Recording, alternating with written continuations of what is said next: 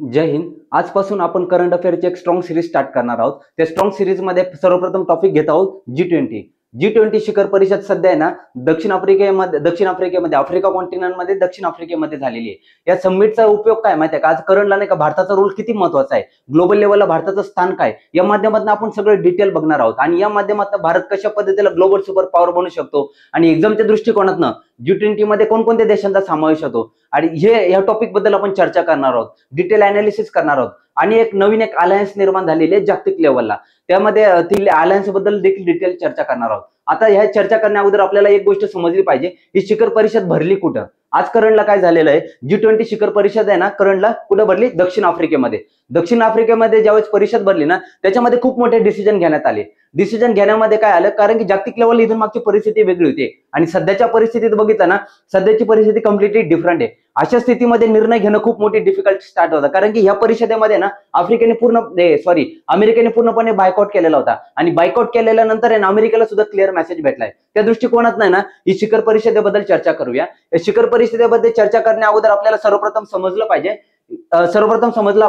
G20 म्हणजे काय. G20 हा जो देश आहे, हा ग्रुप आहे. हा ग्रुप कधी निर्माण झाला, 1999च्या आसपास हा ग्रुप फॉर्म झालेला आहे. ज्यावेळेस आशियन फायनान्शियल क्रायसिस निर्माण झाला होता त्यावेळेस हा ग्रुप निर्माण झाला होता. ज्यावेळेस हा ग्रुप निर्माण झाला होता त्यामागे काय रिझन, त्यामागे ना जागतिक लेवलचे जे काही स्ट्रॉंग देश आहेत ज्यांचं जीडीपी मध्ये स्ट्रॉंग कंट्रीब्युशन आहे, इकॉनॉमिकल सुपर पॉवर आहे, अशा देशांमध्ये जे फायनान्स मिनिस्टर झाले, जे सेंट्रल बँकेचे जे गव्हर्नर झाले, या सगळ्यांनी त्यामध्ये पार्टिसिपेट केलं होतं. आणि जागतिक लेवल असं फायनान्शियल क्रायसिस होऊ द्यायचं नाही, त्या दृष्टिकोनात 1999 साली स्थापना झाली होती. त्यावेळेस भारत त्याचा सदस्य होता. परंतु 2008-9 नंतर म्हणजे 2007-8च्या फायनान्शियल क्रायसिस नंतर सुद्धा याला बूस्ट मिळाला. आता बूस्ट मिळाल्यानंतर करंटला तिथून पुढे ना प्रत्येक परिषद भरत गेली. या परिषदेमध्ये ना भरपूर सारे डिसिजन घेण्यात आले. त्यामागे आता सर्वप्रथम आपल्याला समजलं पाहिजे G20 म्हणजे काय. G20 मध्ये कोणकोणते देश येतात, त्याच्यामध्ये पहिला देश आपण कॉन्टिनेंट वाईज जाणार आहोत.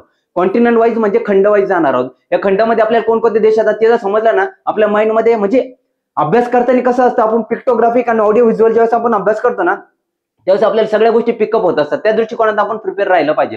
पहिली गोष्ट, आपण नॉर्थ अमेरिकाचा ज्यावेळेस आपण विचार करतो ना त्यामध्ये ना 3 देशांचा प्रामुख्याने विचार केला पाहिजे. एक म्हणजे कॅनडाचा यामध्ये G20 मध्ये समावेश होतो, एक म्हणजे युनायटेड स्टेट्स ऑफ अमेरिका म्हणजे अमेरिकेचा समावेश होतो, एक म्हणजे मेक्सिकोचा समावेश होतो. कळालं का. नंबर सेकंड, दक्षिण अमेरिकेचा ज्यावेळेस आपण विचार करतो आणि त्यामध्ये फक्त 2च देश येतात. कोणकोणते देश, 2च देश येतात. त्यामध्ये पहिला देश येतो ब्राझील येतो आणि दुसरा म्हणजे अर्जेंटिना येतो. त्याच्यानंतर आपण युरोप कॉन्टिनेंटचा ज्यावेळेस विचार करतो, त्यावेळेस आपल्याला मनामध्ये 2 गोष्टी असल्या पाहिजे. एक म्हणजे युनायटेड किंगडम म्हणजे आपण त्याला म्हणतो ब्रिटन. कळालं का. Number second Germany, number third France, number 4 Italy, Turkey यांचा समावेश होतो. टर्की म्हणजे काय, टर्कीचा काही भाग आहे ना आशिया कॉन्टिनेंट मध्ये पण मोडतो आणि दुसरा भाग काय आहे ना युरोप कॉन्टिनेंट मध्ये पण मोडतो. त्यामुळे काय टर्कीचा सुद्धा युरोप कॉन्टिनेंट मध्ये काही प्रमाणात समावेश होतो. दक्षिण आफ्रिका कॉन्टिनेंटचा ज्यावेळेस आपण विचार करतो ना त्यावेळेस आहे ना आपलं साऊथ आफ्रिकेचा ज्यावेळेस समावेश होतो. साऊथ आफ्रिकेचा म्हणजे दक्षिण आफ्रिकेचा ज्यावेळेस त्याच्यामध्ये समावेश झाला ना त्यामध्ये एक गोष्ट अजून लक्षात घेतली पाहिजे,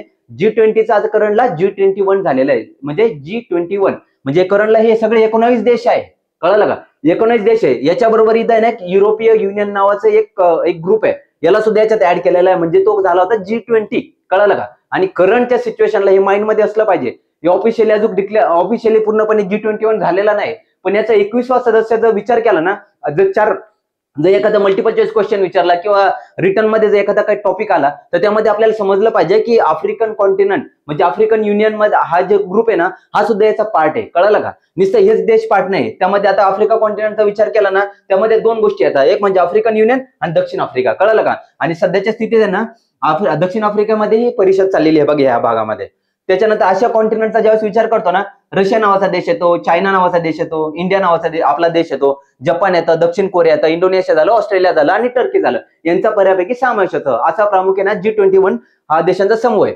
आज तुम्ही म्हणणार की ज्यावेळेस ही परिषद झाली याच्यामध्ये नेमके घडलं काय, ते महत्वाचं सगळ्यात जास्त आहे. अमेरिकेने काय केलेलं आहे, या परिषदेला पूर्णपणे बायकॉट केलेलं आहे. जर जागतिक दृष्टिकोनात या ग्रुपचं महत्व जर तुम्ही विचारात घेतलं ना, जागतिक लेवलची जी जीडीपी असते ना, जीडीपी मध्ये 85% योगदान ह्या G20 देशांचं आहे. कळालं का. आणि दुसरी गोष्ट, जागतिक लेवलला जो व्यापार चालतो ना त्या व्यापारामध्ये 75% जे ना कंट्रीब्युशन ह्याच आहे.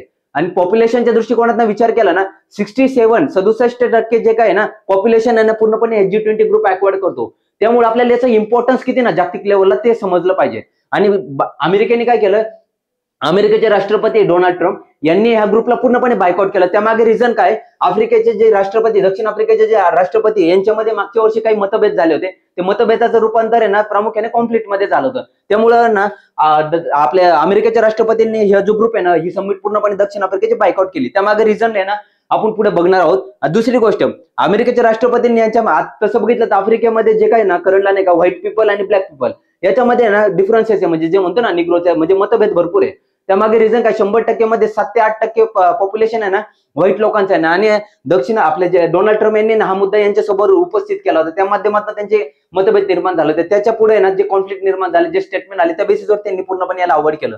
त्याच्या सध्याच्या स्थितीमध्ये अमेरिकेने पूर्णपणे बायकॉट तर केलेलंच आहे. पण G20 शिखर समिटचं सगळ्यात महत्वाचं उद्दिष्ट म्हणजे काय? सगळ्यात महत्वाचा एंड रिझल्ट काय भेटला माहितीये का? अमेरिकेच्या विरोधात अमेरिकेला काय वाटत होतं, ज्यावेळेस कोल्ड वॉर स्टार्ट झालं शीतयुद्धानंतर आहे ना जागतिक लेवल एकच सत्तेचा उदय झाला होता, ते म्हणजे अमेरिका. कळलं का? आणि अमेरिकेचा सध्याचा माइंडसेट काय आहे की कोणताच देश आहे, कोणताच ग्रुप आहे ना अमेरिका जर नसेल ना तर कोणते डिसिजन घेऊ शकत नाही. पण ही G20 परिषद जी झाली ना याच्यामध्ये सगळ्यात स्ट्रॉंग डिसिजन झाली. मागच्या इतिहासापेक्षा नाही का सर्वात स्ट्रॉंग डिसिजन काय झाली?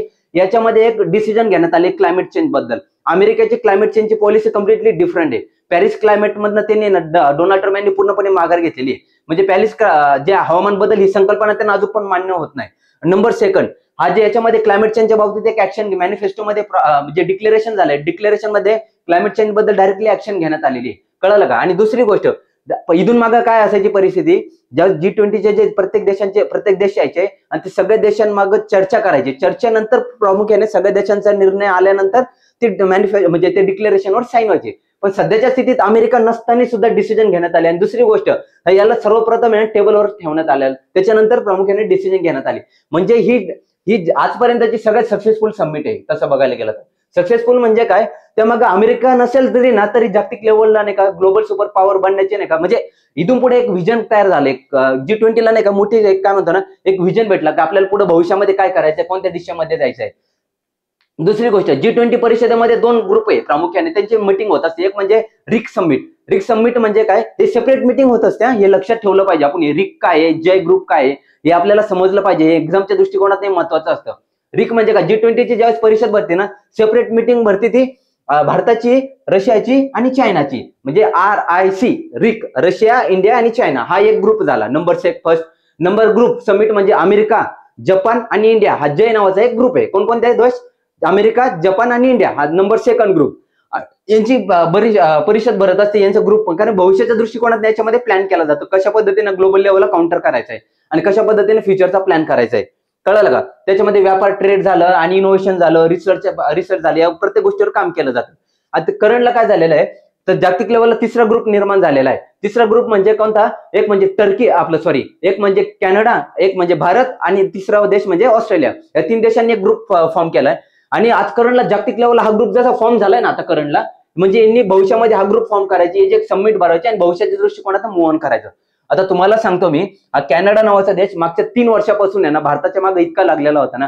ते जस्टिन ट्रुडो आहे ना, हे जस्टिन ट्रुडो हे कॅनडाचे प्रेसिडेंट होते. ते प्रेसिडेंट असताना त्यांनी भारताच्या विरोधात अनेक स्टॅन्स घेतलं होतं, अनेक डिसिजन घेतली होती. त्यांच्या कमेंट जे असायच्या ना ते भारताच्या विरोधात असायचे. तिथलं पॉप्युलेशन सुद्धा त्यांना सपोर्ट करायचं भारताच्या विरोधात. म्हणजे त्यांनी भरपूर काय कॉन्स्पिरसी रचली होती.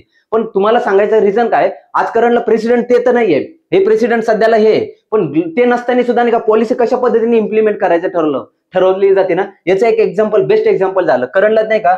कॅनडाच्या राष्ट्रपतीने एक स्टेटमेंट दिलं की भारत, इंडिया, ऑस्ट्रेलिया आणि कॅनडा हे तिघं मिळून भविष्यात रिसर्च अँड डेव्हलपमेंट झालं, परत AI झालं. दुसरी गोष्ट म्हणजे ग्लोबल लेवलला जे काय जितकं करता येईल चांगलं ना त्या पद्धतीने त्यांनी ना काम करायला स्टार्ट केलं. त्यामागे रिझन काय? H1B visa.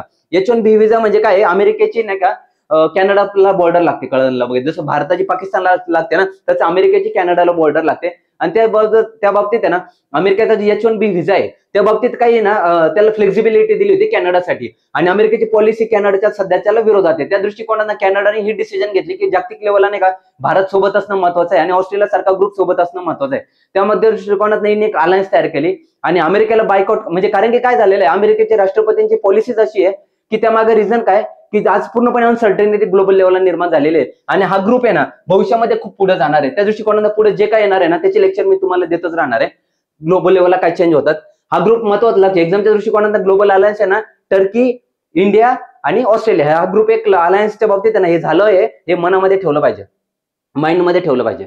आता करंटला काय झालं की याच्यातनं जागतिक लेवलला एक मेसेज पण भेटलेला, आज भारताला ग्लोबल सुपर पॉवर बनण्याची खूप मोठी संधी ही सोडता कामा नये. आणि दुसरी गोष्ट, अमेरिकेने ज्या पद्धतीने टॅरिफ भारतावर लावले, ज्या पद्धतीने एकात्मक धोरण लावलं, त्या दृष्टिकोनात नाही का अमेरिकेला सुद्धा मेसेज भेटला की अमेरिका जरी भारताच्या पाठीमागे नसेल ना तरी भारत हा राईज होऊ शकतो. आणि दुसरी गोष्ट, भारताने जर चांगल्या पद्धतीने प्रयत्न केले ना याच्या माध्यमातून युनायटेड नेशन सिक्युरिटी काउन्सिलचा सदस्य होऊ शकतो भविष्यामध्ये. WTO वर्ल्ड ट्रेड ऑर्गनायझेशन मध्ये ना भारताच्या प्रामुख्याने अजून चांगल्या पद्धतीने रोल निर्माण होऊ शकतो. BRICS, Brazil, Russia, India, China, South Africa आणि अजून काही देशांचा समावेश झालेला आहे, याला बूस्ट भेटू शकतं. नंबर 4 कळलं का, जागतिक लेवलला जो टेररिझम चाललेला आहे याचे स्ट्रॉंग पॉईंट आपल्याला युनायटेड नेशन मध्ये उठवता येतील, त्या दृष्टिकोनातून भारताला प्रतिनिधित्व करता येईल. या दृष्टिकोनातनं मस्त म्हणजे चांगल्या पद्धतीने प्लॅन होणार आहे, फक्त याच्यावर आपण मेहनत घेतली पाहिजे. त्या दृष्टिकोनाचा प्लॅन केला फ्युचरला तर चांगल्या पद्धतीने मूव्ह ऑन करू शकतो. आता अशा पद्धतीने आपण आहे ना G20 शिखर परिषद बद्दल चर्चा केलेली आहे. यामध्ये ना तुम्ही प्रामुख्याने ना 20 देशांचं नाव लक्षात ठेवायचं. कधी फॉर्म झाला होता, 1999 साली फॉर्म झाला होता. त्याच्यानंतर यावर्षी शिखर परिषद कुठे भरली, दक्षिण आफ्रिकेमध्ये भरली. दक्षिण आफ्रिकेमध्ये भरल्यानंतर म्हणजे हे 3 पॉईंट यांना लक्षात ठेवायचे. आणि करंटला जो ग्रुप फॉर्म झालेला आहे, करंटला कोणता, रशिया आपला कॅनडा, इंडिया आणि ऑस्ट्रेलिया, हा ग्रुप बद्दल सुद्धा माहिती लक्षात ठेवायची. कळालं का. आणि नंबर 2 आज करंटला आपण एक मुवमेंट चालू केलेली आहे जी म्हणजे सेव्ह इन्व्हायरमेंट सेव्ह कंट्री. त्याच्यामध्ये पर्यावरण वाचा, देश वाचा. देश पर्यावरण वाचवलं नाही, विकासाच्या नावाखाली किती मोठं विकसित करायचा प्रयत्न केला, देश विकास होणार नाही. पर्यावरणाचं वाचवा, देश वाचवा आणि शाश्वत विकासाच्या दृष्टिकोनातून काम करा. Thank you so much. जय हिंद. God bless you.